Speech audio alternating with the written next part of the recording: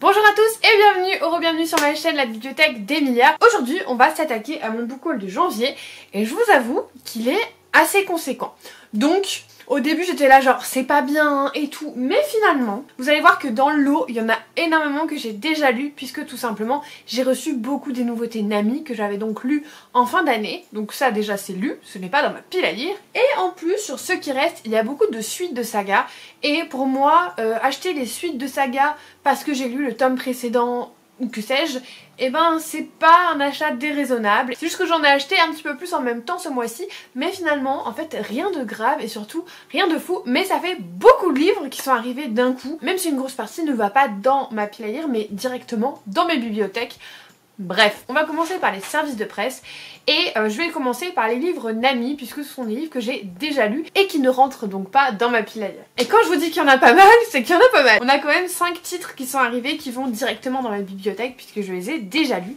Ce sont les nouveautés de janvier-février de Nami, donc que j'ai lu l'année dernière. Je crois que je les ai lus en octobre et novembre. Et il y en a un peut-être que j'ai lu... Ah non, c'est celui de mars que j'ai lu en décembre.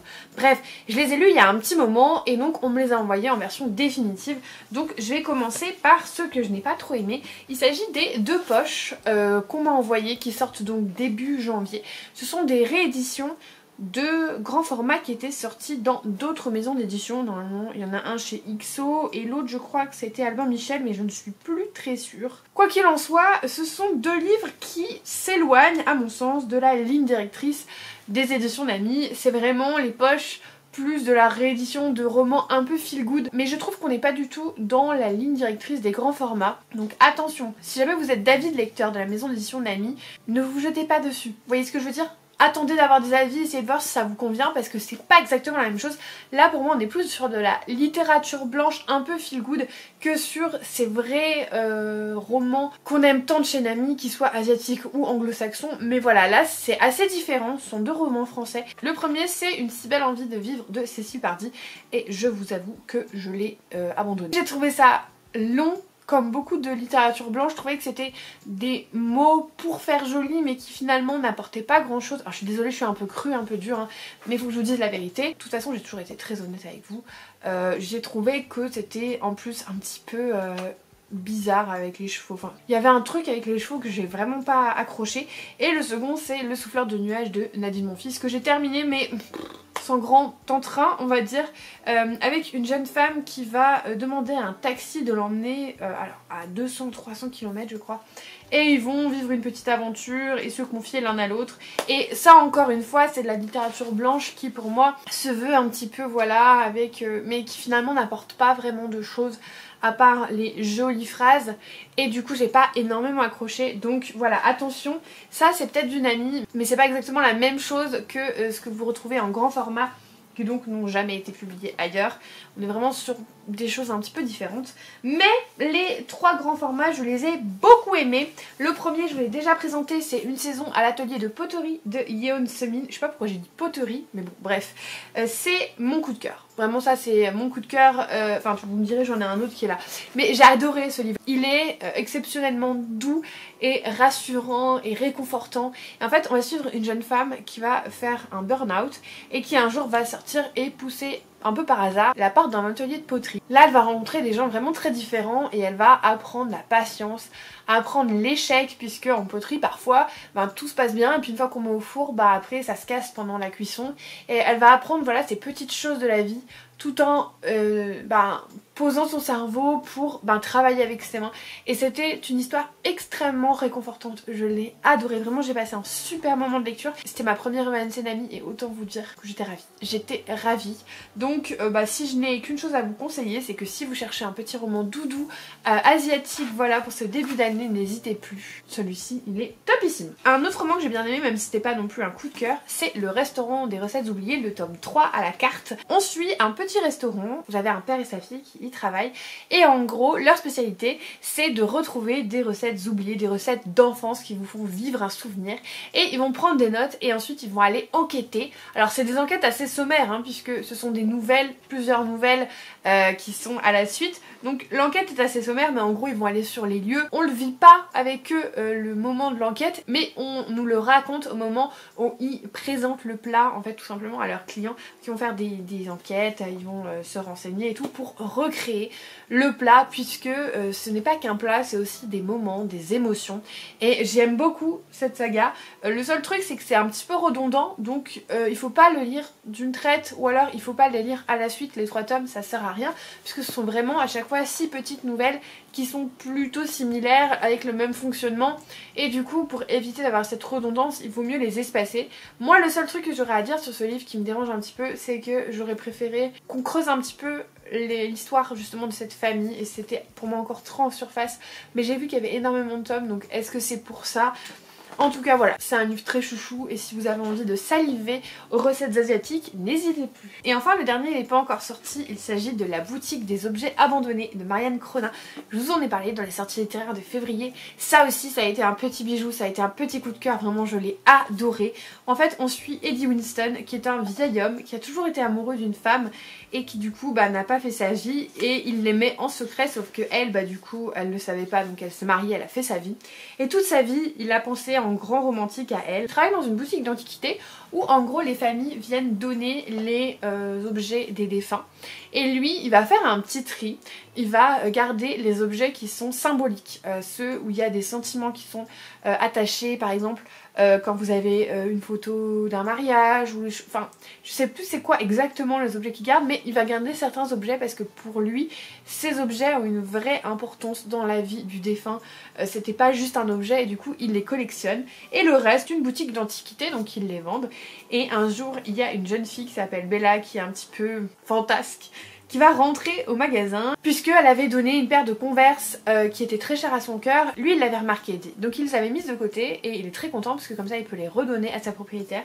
et en échange pour le remercier elle va l'aider à retrouver l'amour puisque du coup il n'a jamais été avec une femme et j'en dis pas plus mais c'était une magnifique relation entre un homme âgé et une jeune femme très saine, attention il n'y a aucun attrait romantique entre les deux, c'est vraiment une relation amicale de gentillesse, d'aide, d'évolution aussi dans le sens où Bella elle va évoluer à son contact, elle va apprendre de ses paroles sages et compagnie et elle va en échange lui donner un petit peu de sa fougue et c'était vraiment mais tellement mignon, c'était tout doudou, c'était trop chou et en même temps ça avait pas ces vibes asiatiques si vous n'êtes pas très fan. Si vous cherchez juste une lecture doudou sur ce côté asiatique, allez-y, franchement celui-ci c'était un petit bonbon, je l'ai adoré. Je vais vous présenter du coup les autres services presse qui sont rentrés dans ma pile à lire cette fois-ci.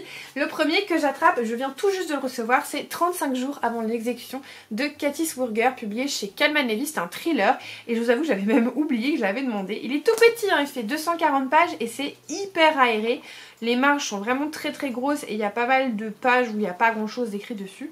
Et pourquoi ce livre m'avait intriguée? Puisqu'on va suivre l'histoire de Molly.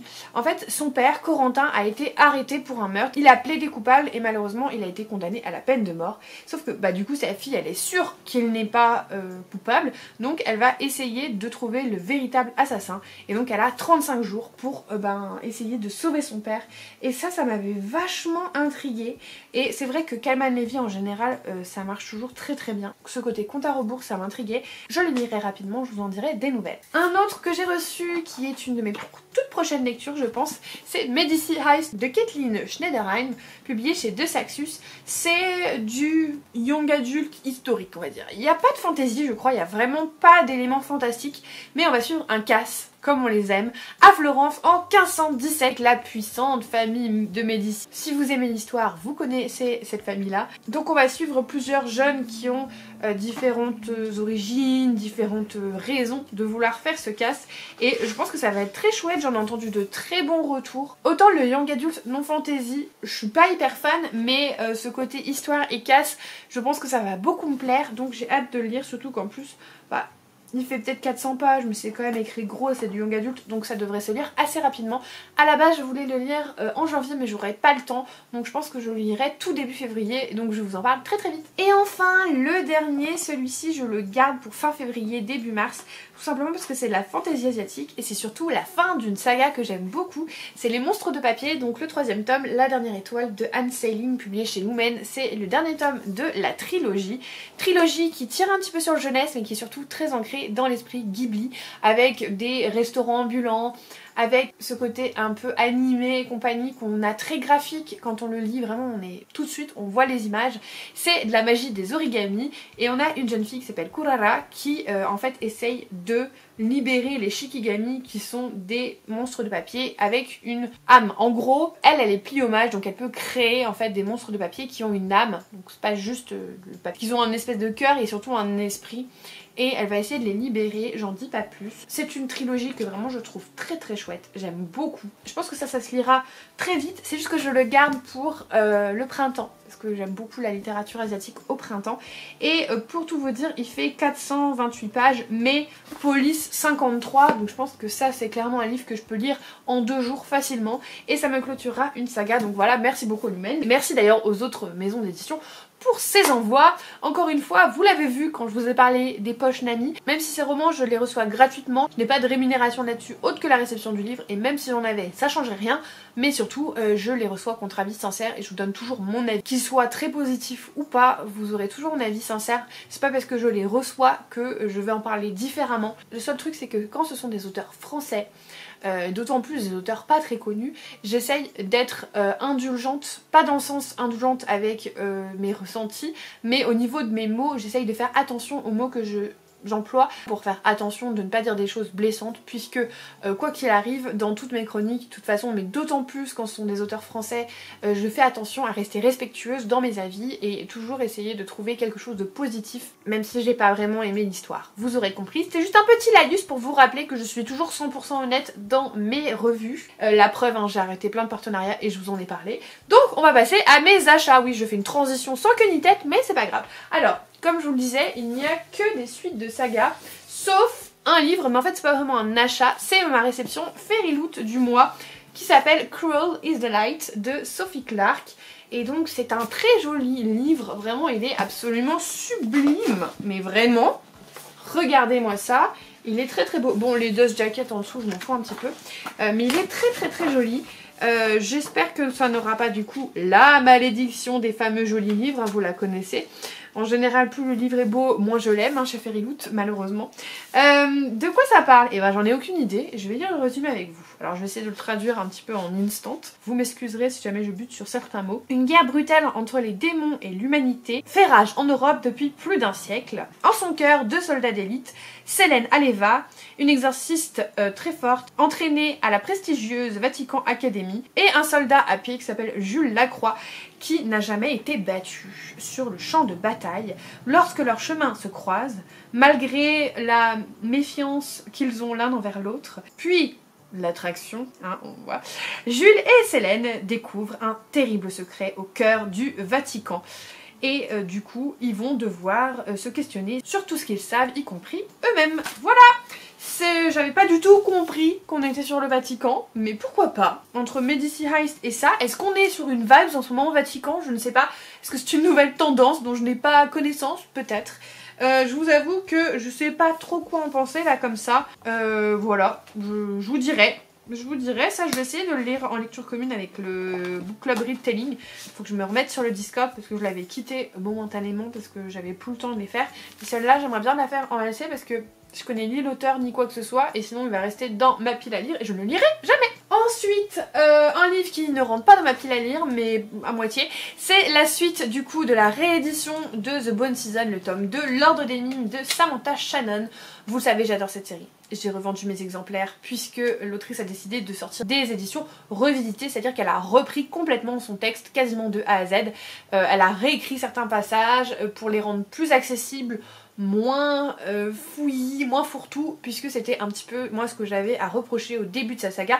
Après j'ai adoré, après c'était excellent et je pense qu'en fait juste l'autrice a pris du galon, elle a appris à mieux écrire et que les premiers tomes, notamment le tome 1 et le tome 2 avaient été écrits quand elle était très jeune, 18 et 20 ans respectivement, et du coup à cette époque là voilà, c'était pas parfait et elle avait envie de reprendre sa saga pour que ça puisse être de qualité égale après avoir vraiment pris de l'assurance et compagnie. Elle ressort des éditions revisitées qui sont encore plus belles, donc je suis super contente.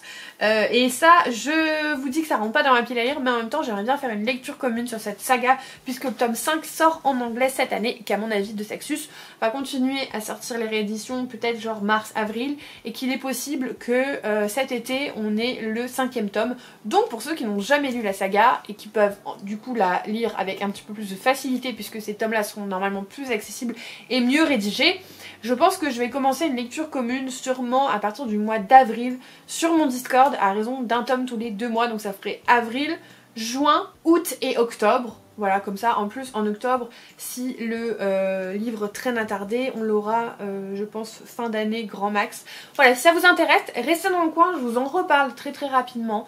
Je vous ferai une annonce un peu plus officielle, je pense, aux alentours de mars. Bref, j'adore cette série et j'avoue que l'ouvrage est en plus absolument sublime. Ensuite, des suites pour tout simplement me mettre à jour, puisque c'est sûr que quand je les ai pas dans ma pile à lire, et ben je ne pense pas les lire.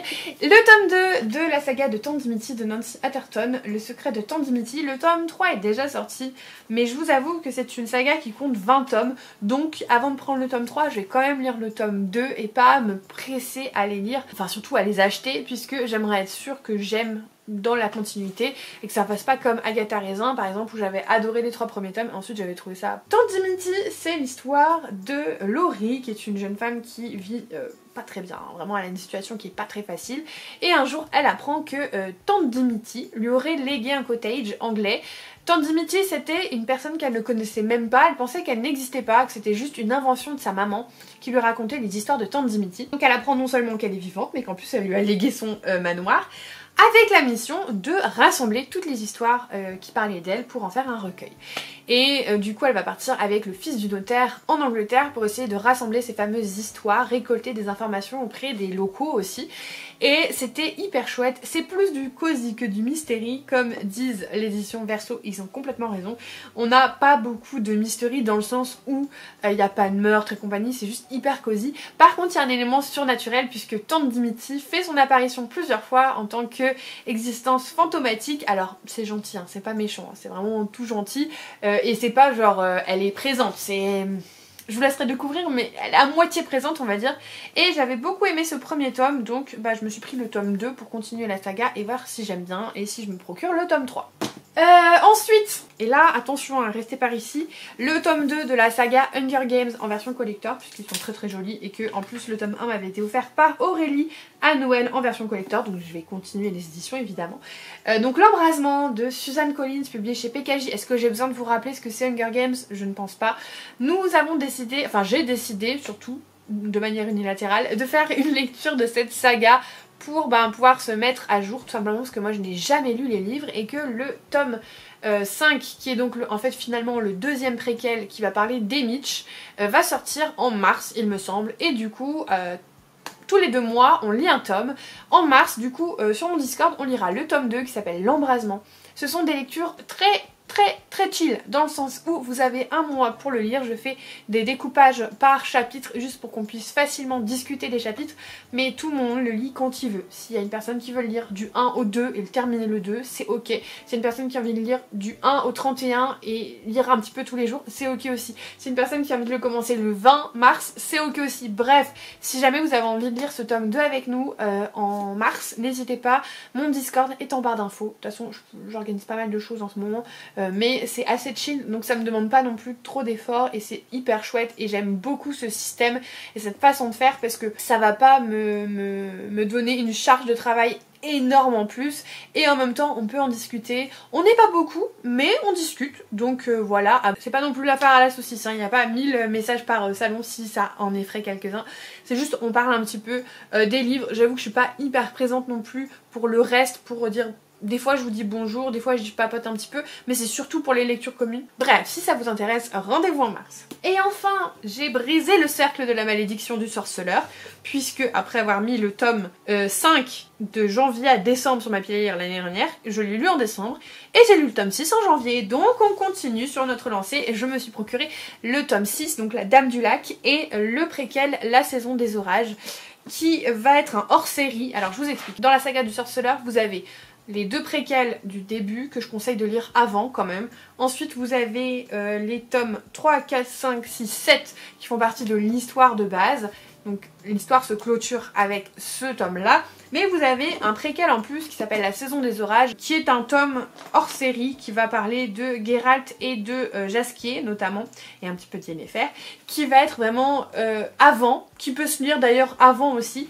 Et il y a encore un autre hors série mais qui lui parle de la mère de Geralt. Et j'ai réfléchi et je ne le lirai pas tout simplement puisqu'il est très mal noté et qui parle pas de Geralt. Il aurait parlé de Geralt en étant mal noté, je l'aurais peut-être lu mais là il est vraiment pas bien noté et en plus il parle pas de lui. Donc je vais m'en tenir à tout ce qui concerne Geralt et je vais m'arrêter donc à la fin de la série originelle et avec ce petit hors-série, La Saison des Orages. Donc idéalement février-mars et après on n'en parle plus. Je vous ai dit cette année je cartonne mes sagas. Alors, le sorceleur, est-ce que j'ai vraiment encore besoin de vous rappeler de quoi il s'agit? C'est l'histoire de Geralt de Rive, qui est un sorceleur qui peut donc combattre les monstres à l'aide de ses capacités exceptionnelles. Il est entre le combattant et le mage. Il y a des sorciers aussi, il est moins puissant que les sorciers. Attention, au niveau magie, c'est quand même assez rudimentaire. Mais il va avoir des super pouvoirs, entre guillemets, il va avoir des potions, il va avoir quelques sorts et compagnie. Et son but, c'est de dégommer les monstres. Il va passer à un pacte qui va lui attribuer en fait le droit de réclamer un enfant qui n'est pas encore né. Et lorsque cet enfant naît, Geralt il n'a pas du tout envie de l'enlever à ses parents, donc il le laisse à ses parents. Sauf qu'un jour, le royaume de Cintra est envahi et Ciri, qui est donc cette jeune fille, n'est plus en sécurité et c'est à ce moment-là qu'il va venir la chercher et qu'il va l'emmener loin pour la protéger et la prendre sous son aile. Ça va devenir son père d'adoption. Il va vraiment se forger une relation très spéciale entre eux. Pas du tout malsaine, hein, je vous rassure, c'est vraiment père-fille, c'est tout. Mais c'est une histoire qui est très très chouette. Et pourquoi je veux absolument le lire? Puisque Henry Cavill, qui est un homme très charmant, a décidé de quitter la série puisque selon lui les scénaristes ne respectaient plus l'âme du sorceleur et lui qui est un gros geek et un gros fan du sorceleur, ça ne lui convenait pas donc il est parti. Et moi je n'imagine plus le sorceleur sans lui, donc histoire d'imaginer la fin de l'histoire avec ses traits, je lis la saga avant que le nouvel acteur, qui pour moi en plus n'a aucun charisme, hein, le charisme d'une huître, reprenne sa suite. Donc voilà, tout le monde en rigole, ça fait des mois que j'en parle, à chaque fois tout le monde se poile quand je dis ça. Mais j'aimerais bien finir la saga avec les traits d'Henri pour le sorceleur, voilà. Est-ce que j'ai besoin d'en dire plus? Non, je ne crois pas, donc voilà, ça se sera lu très très rapidement. Et on est arrivé à la fin de ce book haul. Comme vous l'avez vu, il y a quand même pas mal de titres, mais finalement il y en a beaucoup que j'ai déjà lus, donc ça va. C'est gérable, et puis il y a beaucoup de suites de sagas, donc ça je considère que ce sont vraiment des acquisitions très raisonnables, puisqu'il faut que j'avance dans mes sagas. Donc c'est pas des débuts de saga, c'est pas des... voilà, on est plutôt pas mal. N'hésitez pas à me dire s'il y a des titres qui vous tentent dans toute cette sélection, et si jamais vous êtes toujours là, n'hésitez pas à mettre un petit emoji de loup, puisque le loup est vraiment très représentatif du sorceleur, c'est sur toutes ses armoiries et compagnie, donc comme ça... je saurai que vous êtes arrivés à la fin de cette vidéo. Merci pour tout votre soutien vidéo après vidéo, je le dis à chaque fois mais c'est tellement vrai. Vraiment un grand merci pour vos échanges, que ce soit sur le Discord, que ce soit sur les commentaires ici sur Instagram ou même pour votre présence, pour vos visionnages, vos pouces en l'air et compagnie. Merci beaucoup. N'hésitez pas d'ailleurs si vous n'êtes pas encore abonné à vous abonner et à mettre un commentaire et un pouce en l'air, ça me ferait hyper plaisir. Et moi comme d'habitude en attendant la prochaine vidéo je vous souhaite de merveilleuses lectures et je vous fais des bisous.